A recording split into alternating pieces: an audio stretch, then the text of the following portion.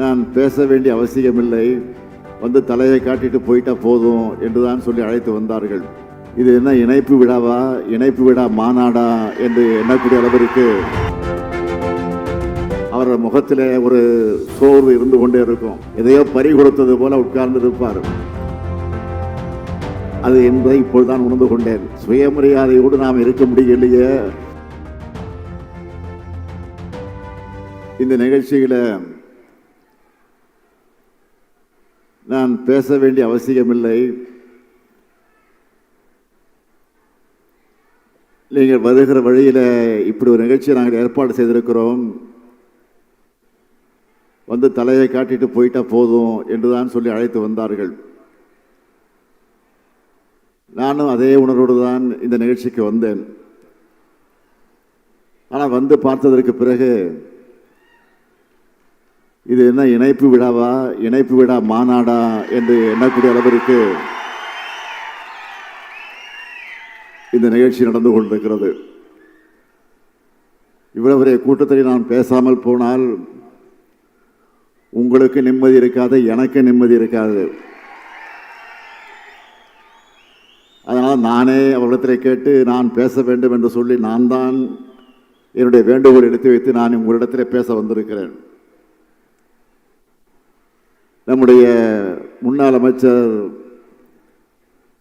வைத்திலிங்கம் அவர்கள்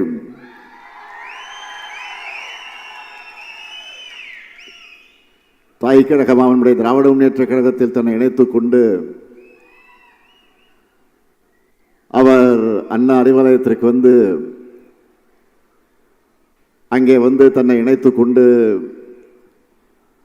அதற்கு பின்னால் ஒரு வார காலத்திற்குள்ளாக இந்த சிறப்பான இணைப்பு விழா நிகழ்ச்சியை நடத்தி கொண்டிருக்கிறார் என்று சொன்னால் உள்ளபடிய நான் எதிர்பார்த்ததை விட அதிகமான அளவிற்கு இந்த இயக்கத்தில் தன்னை ஒப்படைத்துக் கொண்டு சிறப்பாக பணியாற்றுவார் என்ற நம்பிக்கை எனக்கு மட்டுமல்ல, திராவிட முன்னேற்ற கழகத்தில் இருக்கக்கூடிய ஒவ்வொருவருக்கும் வந்திருக்கிறது என்பதை இந்த நேரத்தில் நான் தெரிவித்துக் கொள்ள விரும்புகிறேன். நான் வைத்திலிங்கம் அவர்களை பல நேரங்களில் பார்த்தது உண்டு. மறைந்த மக்கள் திலகம் எம்ஜிஆர் அவர்கள்,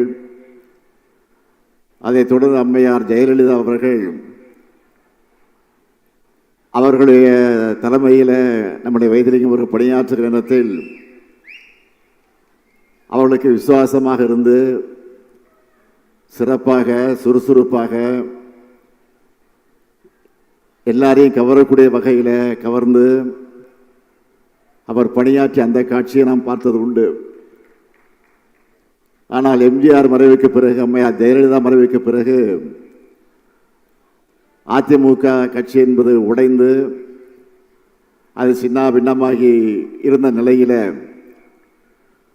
அப்பொழுது அவர் சட்டமன்றத்தில் வந்து அமர்ந்திருக்கிற அந்த காட்சியை நான் பார்ப்பேன். அவரோட முகத்தில் ஒரு சோர்வு இருந்து கொண்டே இருக்கும். எதையோ பறி கொடுத்தது போல உட்கார்ந்து இருப்பார். ஏதோ வேண்டா வெறுப்போடு சில கேள்விகளை கேட்பார். வேண்டா வெறுப்போடு அமர்ந்திருக்கக்கூடிய காட்சியை நான் பல நேரங்களில் சட்டமன்றத்தில் பார்த்தது உண்டு. ஆக என்ன அது என்பதை இப்பொழுதுதான் உணர்ந்து கொண்டேன். சுயமரியாதையோடு நாம் இருக்க முடியலையே, சுயமரியாதையோடு நாம் பணியாற்ற முடிய என்ற ஏக்கம் அவருடைய உள்ளத்தில் இருந்திருக்கிறது. என்ன, அவர் கொஞ்சம் லேட்டாக வந்து சேர்ந்திருக்கிறார். லேட்டாக வந்தாலும் லேட்டஸ்டாக பணியாற்ற போகிறார். அதுதான் நமக்கெல்லாம் ஒரு மகிழ்ச்சியை தந்து கொண்டிருக்கிறது. ஆக தேர்தல் நெருங்கி கொண்டிருக்கிறது. அப்படி நெருங்கக்கூடிய தேர்தலிலே மிகப்பெரிய வெற்றியை நாம் பெறப்போகிறோம் என்பதில் யாருக்கும் எல்லளவும் சந்தேகம் இருக்க வேண்டிய அவசியம் இல்லை.